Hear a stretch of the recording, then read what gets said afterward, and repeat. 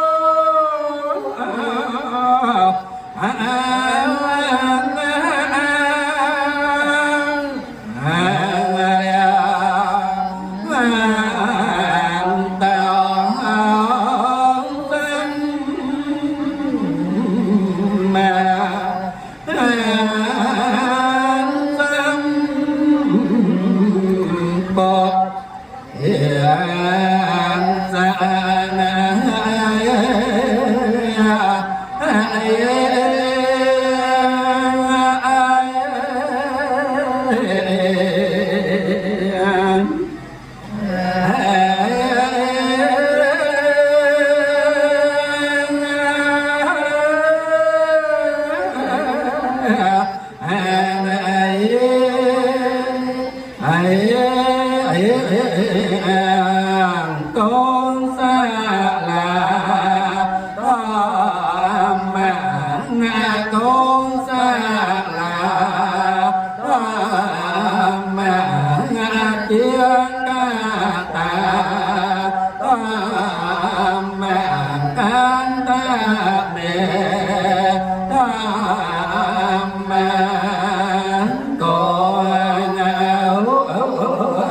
subscribe cho kênh Ghiền Mì Gõ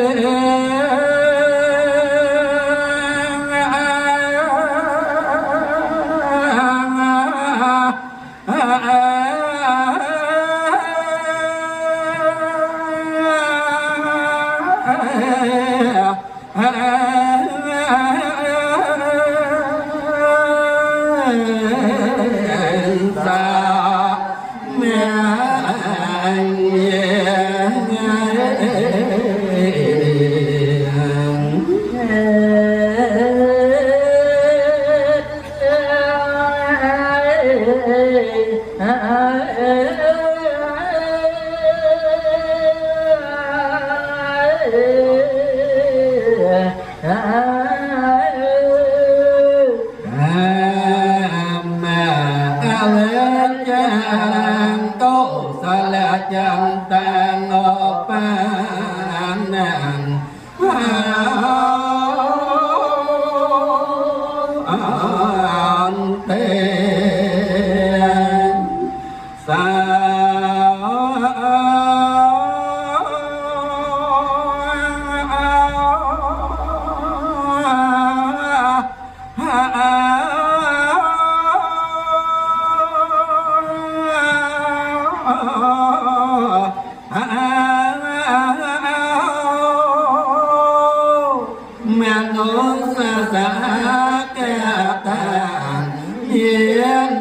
không bỏ lỡ